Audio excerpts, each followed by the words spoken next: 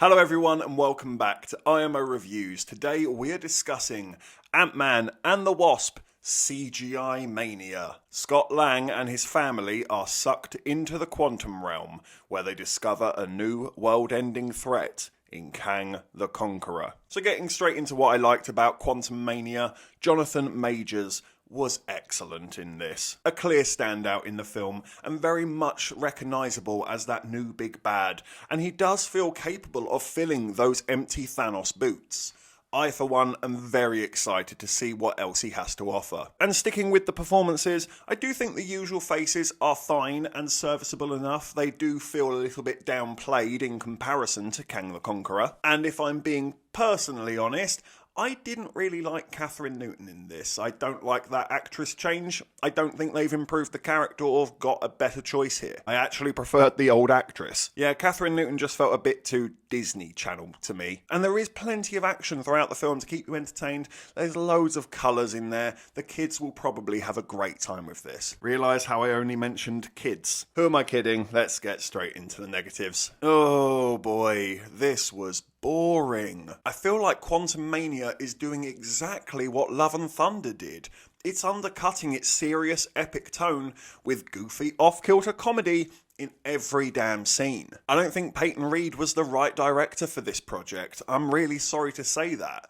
I don't feel he's capable of delivering something epic with real devastating stakes at risk. He can't help but make it a fun time family comedy, and it just doesn't blend. The comedy arrests its epic nature, and the epic nature arrests the comedy, ultimately achieving absolutely nothing. There are some good ideas in here, but much like Multiverse of Madness, they stay incredibly safe with it. The world feels puddle deep, as do its inhabitants. So therefore you don't care, and it feels incredibly inconsequential. Because it is. MODOK is an immediate meme. Seriously, if that's the best CGI you can do, then you shouldn't have done it. That's awful. In fact, why is he here?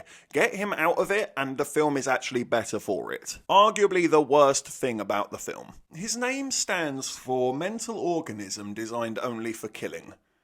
So why did you turn him into a comedian? I'm Darren! Get fucked. The excessive use of CGI is sickening here. Nothing looks or feels real, and it sucks you out of the movie every time you can clearly tell that this was shot on a green screen, which is almost every single scene in the movie. And I've heard a lot of people say, well, it's very imaginative and creative.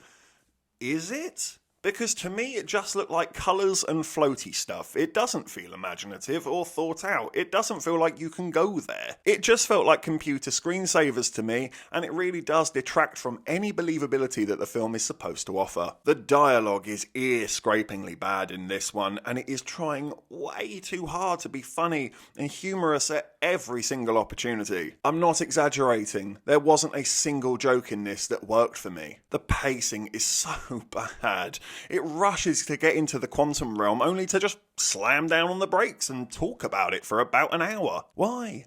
Get on with it. And it did worry me when I saw it in the trailer. All of you said I was nuts and they'll explain it. I knew they wouldn't. But yeah, how the whole entry into the quantum realm begins is incredibly stupid. Hey, we made a signal to the quantum realm without thinking about any of the consequences. Wait, what? Why would you do that? What did you do to safeguard it and stop a world-ending threat from intercepting it, which is a really obvious thing that could happen? Oh wait, what do you know? A world-ending threat just intercepted it. Well done, Cassie. Well done. Don't insult my intelligence. You can't just waffle your way through setup.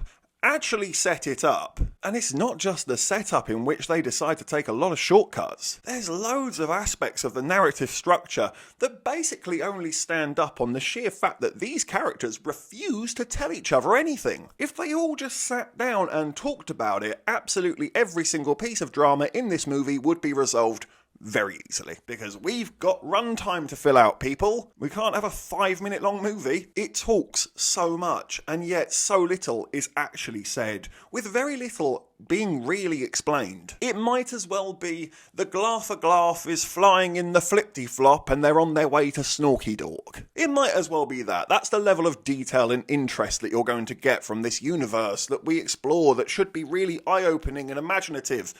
It's not. If you can switch your brain off and not ask any questions, then sure, it'll work. But if you can't, you're going to see it for the extremely puddle-deep and shallow basic designs and lack of exploration that it actually offered. So I'm going to give Ant-Man and the Wasp: Quantumania a 3 out of 10. This is a very confused movie that really fails to live up to any hype a final part of a trilogy might or should offer. Johnathan Majors works his socks off and steals the show, but ultimately he becomes the only real redeeming quality that the film has. And even then it feels like setup to a bigger movie, as Marvel so love to do. It wants to be big, and yet it somehow remains small. It feels like it wants to take your breath away, and yet it makes you yawn. It feels like it wants to make you laugh, but instead you find yourself checking your watch. And the worst crime of all is that it wants to be a big, dramatic, consequential piece of the story, and it just falls flat on its face and ends up being quite boring. Whoa! Consider yourself roasted, Ant-Man. Thank you for watching this review. Please be sure to hit that like button and hit the subscribe button if you haven't already. And please do hit the comment section as well. Have you seen Quantumania? What did you think about it? Let me know in the comment section below. And of course, if you haven't had enough of this mad ginger, well, you can always click on these suggested videos right here and get yourself lost in an IMO wormhole. But if not, take care, and I look forward to seeing you on the next review.